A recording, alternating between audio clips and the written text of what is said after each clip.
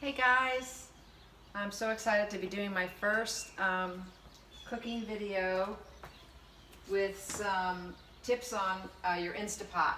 I know I've talked to a lot of people who said that they got an Instapot for Christmas or whatever and they never took it out of the box because they feel kind of intimidated on using it because it's a pressure cooker. And that's the way I use mine. I don't use it as a slow cooker. I prefer the pressure cooking because of the nutrients and the speed and one pot meal and all that kind of stuff. So today I'm going to do like a really simple navy bean soup. And I forgot to order through my click list because, you know, with today's times we're going into the grocery a lot less. I forgot to order a ham hock. And I like a ham hock for flavor. But in case you have a vegan in the house like I did for so many years, you can always get liquid smoke, and that's your go-to for making this a totally vegan meal. So we're going to rely on this today to give us that flavor. And I want to show you I have free-range chicken broth. We're going to use about, we're going to use about, give or take 4 to 6 cups of this. I've got my my onion already chopped, my green pepper already chopped. We have oregano, and I don't measure, so I'm really sorry. But I could estimate the oregano is about a teaspoon. Fresh kosher salt, which is probably about a teaspoon of kosher salt, which is a lot more powerful than table salt. I've got fresh cracked pepper, and there's nothing like fresh cracked pepper. Do not substitute for pepper you buy in the store that's already ground. I buy peppercorns and I use my coffee grinder and it works really well, so I always have fresh cracked pepper. And then some cumin, I would say half a teaspoon of cumin, and then I stuck my my bay leaf in there. So we're gonna use a bay leaf too. So I got everything chopped up. I wanna show you one thing really quickly. When my mom was, I think one of my brothers was born in 1950, and right after his birth she bought, and my background is Latin, if you guys don't know, I'm at least a half Puerto Rican, got some Spain and other Latin influences in my lineage, but after my brother Rick was born in 1950, my mom bought this KitchenAid, which in Spanish it's called pilon. This is a mortar and pestle, but take a look at it. I mean, this guy has been around for a while, and about a month ago, my mom still had it, and she's 93, she'll be 94 in May, and she's at Willowbrook, so she's in independent living, but she doesn't cook anymore. And I begged her, could I have her pilon as my early inheritance, and she let me have it. I doctored it up with some olive oil and got the wood, you know, nice. But this thing is, this is the way you do garlic. You don't just chop it. You can chop it and then you have to use a pilon to get it like mashed, okay? And I can't even tell you what a difference it makes. So I have my garlic already cut and chopped, but I just wanted to kind of show you that gem that I inherited from my mom, which is probably gonna go down to my grandkids when they get married. So I don't know, they're gonna have to fight over it because this is really something special. So you chop up your garlic and peel it and all, and then you just use this guy you just mashing it to get it kind of squished. I guess that's the best way to describe it. Okay, so we'll bring this over with our other stuff, and I'm gonna need a spoon to get that out of the pilon. And then, so what I did was I brought the Instapot over, a little familiarity with the Instapot. You've got this nozzle here that when it's all the way back to sealing position, that's when you're gonna pressure cook. When you bring it over to release, that's when you're releasing the pressure towards the end of the meal. I don't like to release the pressure on most of my meals. I prefer to do the natural release, which means it's going to release the pressure on its own, but it can take up to like 25-30 minutes. So if you're not in a huge hurry and for flavor and tenderness, I would recommend natural release. That's just my thing. I mean, do whatever you want because you can do a quick release. Inside the Instapot lid, there's this silicone sealing ring, they call it. And it's really important when you're finished with your meal and you're washing your Instapot, take this out and wash it really well and clean the inside here and make sure there's no debris around the valves here. And this ring, I have found, tends to absorb the smell of whatever you cooked the night before. And it's just, it is what it is. I store my Instapot in my pantry area so I don't smell it. But if you have it like sitting on your countertop and you walk by it and you get that smell of, you know, whatever you cooked the night before and it just isn't appealing to you, you can take your silicone ring and soak it in like vinegar, and then on a nice day put it out, you know, to dry outside, and it'll probably help. I don't think it'll take the smell out all the way, but like that's the least of my worries with having an Instapot. So what we're going to do first, everything starts with a sofrito in my house. Sofrito is kind of a Latin term for your olive oil, your garlic, your onion, your celery if you're using celery, just to get the flavors going and the onion and garlic translucent, okay? So we're going to start with a sofrito, and I'm always super generous with my olive oil. So when I do olive oil, and this is my favorite that I learned about from my daughter, Jessica. This is not cheap, but it is really good. It's well worth it because it's got good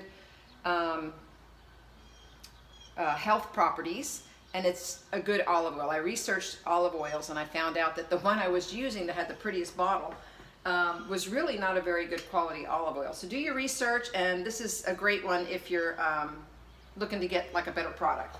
So what I usually do, and you're not going to be, I won't bring the camera over to look inside, but I do like twice around, like Rachel Ray would always say. I want like the lower part of the crock pot or Instapot to be full of olive oil, okay? So your first step when you're doing your sofrito is you want to hit saute, okay? That's going to bring it pretty hot pretty quickly.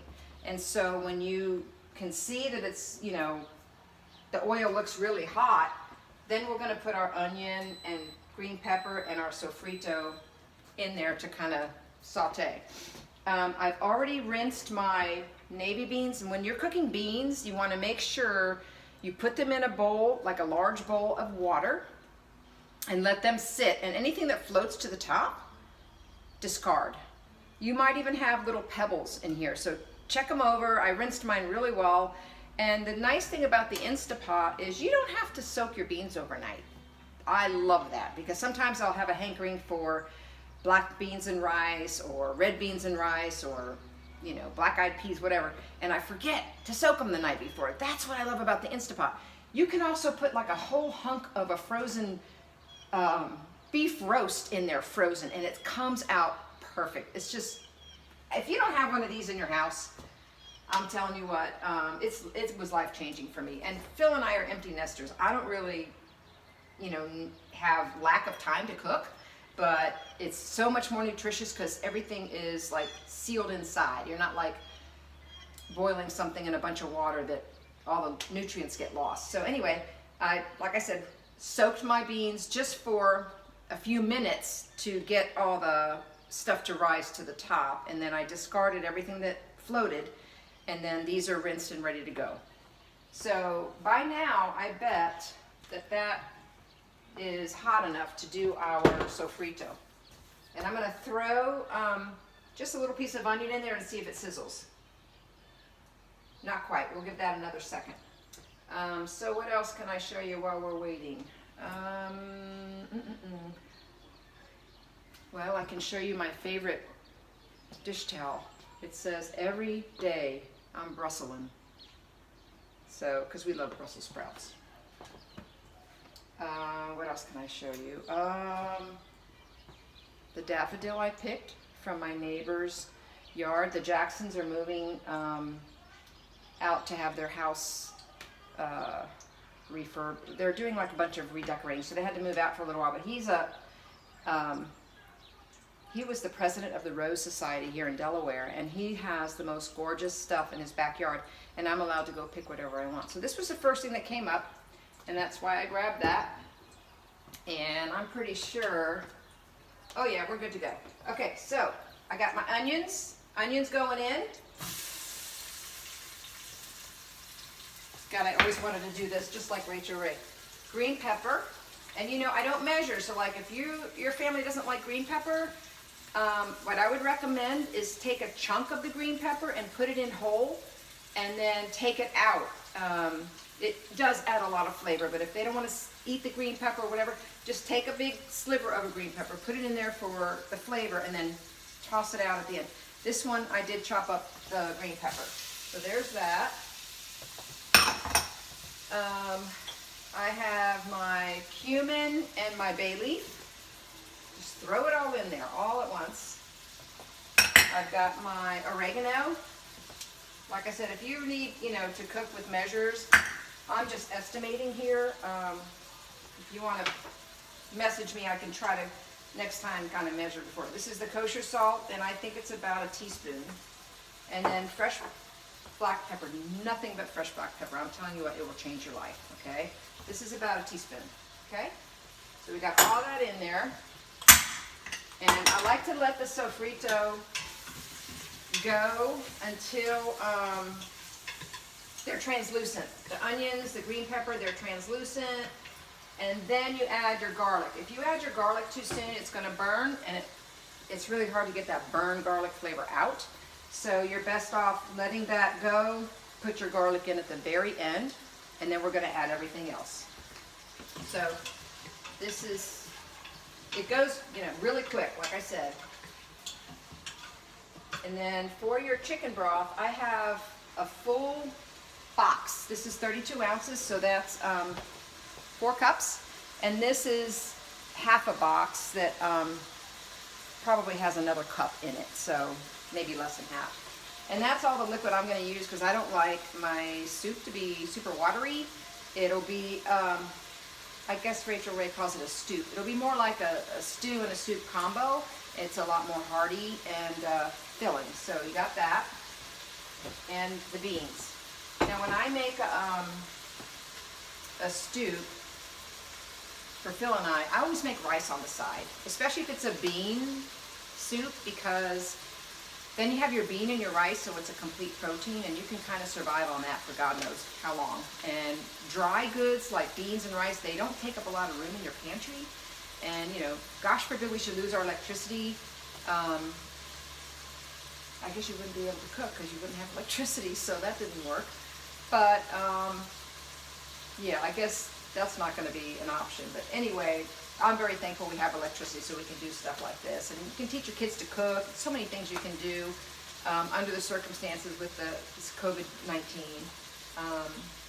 So this is getting to the point where I can add the garlic. It goes really quick, like with the Instapot. Talking about some high heat here. It goes really fast. I'm going to add my garlic. And the pilon, this is the pestle. It's got garlic stuck on it, so I usually put it down in the sofrito until it's all off of there. I don't want to waste any of it. And I never wash my pilon with soap and water. I rinse it really well, and then I coat it with olive oil to keep the wood in good shape. Now, as far as garlic goes, in my history, there's no such thing as too much garlic.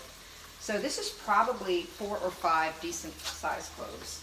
We're going to stick that in there, and for not too long, will we let these flavors get together. And then we're going to add everything else. Back in the day, when I was first getting into Rachel Ray, she talked about this tomato paste in a tube, and I thought, what an amazing idea, and I don't live without this stuff. A couple of good squirts of tomato paste in any recipe, and most recipes will add a very much richness to the flavor, okay? So always have this on hand. I buy 2 at a time because I go through it so fast. So everything is kind of ready to go. All right. So I'm going to add 2 big squeeze of the tomato paste. And this one's brand new, so I have to open it. So good squeeze, good squeeze. Liquid smoke, we're going to add about 2 tablespoons. And yes, I'm not measuring. We're going to add our chicken broth. I like free range, organic stuff, so that's what I buy. And we'll put this other completely full one in. And we're almost ready to set the Instapot up to cook. So let me get this last bit of the chicken broth in. There we go. And then I'm going to hit cancel at this point because we're not sauteing anymore once we get to this step, next step. And here come the beans, rinsed and ready to go. And then I stir it up, just kind of get it all together. We put our lid on and make sure, I always double check my sealing ring to make sure it's pushed down all the way. And then you'll feel it engage. And then you lock it. Okay? I make sure my valve is on the sealing position. And now we're going to go to pressure cook. Okay, so we're going to hit pressure cook. And for me, the beans will do pretty well on, I'm going to put, add another couple of minutes here, 45 minutes, okay? And you're done. You just walk away. So in 45 minutes, it'll be finished cooking, but you still have to wait for the natural release. Remember I told you, the natural release could take up to 25, 30 minutes. And if you have the time to let it natural release, I think you're going to get so much more flavor. So I'm going to stop the video now and then show you after 45 minutes what everything looks like. Okay? We'll see you in a little bit.